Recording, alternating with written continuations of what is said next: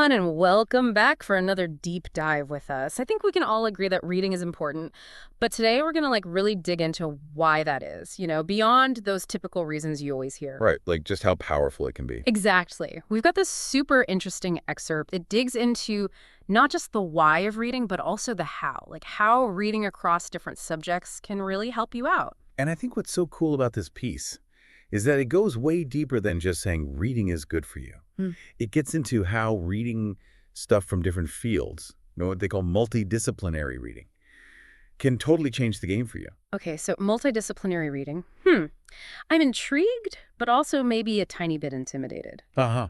I get it. But it's not about becoming like some kind of expert in everything. Okay, that's a relief. It's more about seeing the connections between different areas. So like how different fields kind of relate to each other. Yeah, exactly. And this excerpt has some really good examples, like, say you're a tech person building a new app. Obviously, you got to know coding and all that. But what if you also knew something about ethics or psychology? Oh, that's interesting. I can see how that would be useful. Like you'd end up with a design that's better for people, not just focused on the tech side of things. Exactly. Or think about healthcare, something I know you're interested in. Imagine a doctor or nurse who's also into data science. Okay. They could spot patterns in patient data that others might miss, and that could lead to better diagnoses or treatments. Wow, I hadn't thought of it that way. So even though I'm focused on healthcare, reading about data science could actually help me be better at my job. Absolutely. Huh. And it's just one tiny example. The main takeaway is that reading outside your immediate field can give you a wider perspective and some surprising insights. This is already making me want to rethink my reading list. But this excerpt also says reading isn't just about absorbing facts. It talks about developing really important skills, like problem solving, creative thinking, and being adaptable. But isn't that the kind of stuff you learn by doing things, not just by reading about them? That's a really good question. And it kind of challenges how people usually think about reading. It's not just a passive activity, It's like a workout for your brain. I love that, a brain workout. Yeah.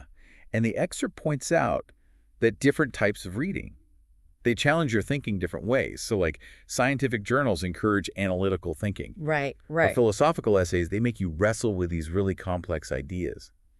And even fiction can be super helpful for developing problem-solving skills. I never thought of it that way, but it makes sense. Like when you're trying to figure out a mystery novel, you're basically gathering clues and analyzing evidence. Exactly. You're thinking strategically.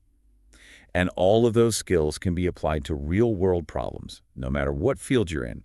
It's about training your mind to think critically and creatively, which is so valuable in today's world. Yeah, things are changing so fast these days. It feels like you need to be constantly learning and adapting just to keep up. Definitely. And that's something we'll be digging into more in the next part of our deep dive. So make sure you stick around for that. We'll be exploring how reading can help us stay ahead of the curve and how it can even boost our emotional intelligence and creativity. It's going to be good. See you there. And it's not just about like keeping up with the newest tech stuff or even just your own field. This excerpt really pushes the idea of lifelong learning. Like you're never really done with education. Yeah, especially now with AI and biotech and who knows what else is coming. It feels like the future changes every week. How can we possibly keep up? That's where reading comes in. It's a super important tool. Staying up to date on things like current events or emerging technologies, new research in your field and outside of it too.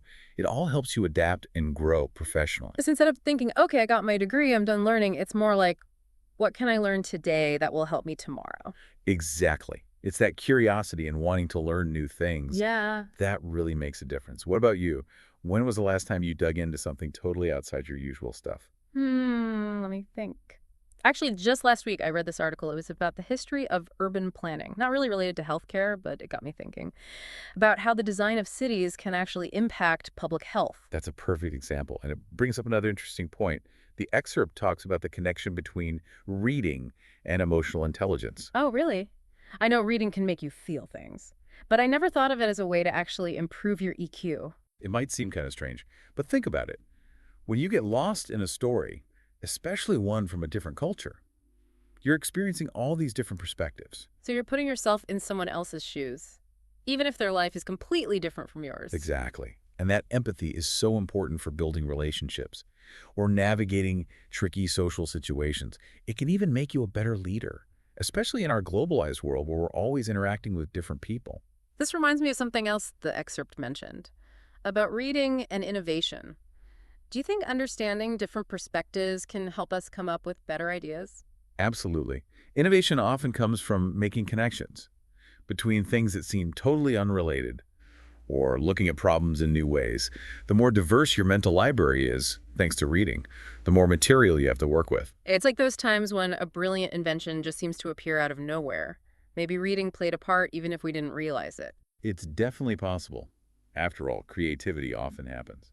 At the intersection of different fields and disciplines, who knows what spark might come from the next book you pick up? It's pretty amazing how reading can help us in so many ways, like in our personal lives, our work lives, and even how we see the world. Speaking of seeing the world, the excerpt also talks about how reading can make us better citizens. Right. That's an important point that often gets missed. It's not just about what you personally get out of reading. It's also about using that knowledge to make a positive impact. Using critical thinking skills to help society.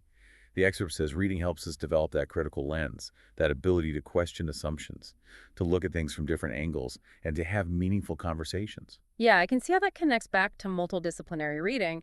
If we're exposed to all sorts of different views and ways of thinking, we're less likely to just accept things without questioning them. Exactly. It's about becoming more careful with information, being able to evaluate different arguments and forming your own opinions.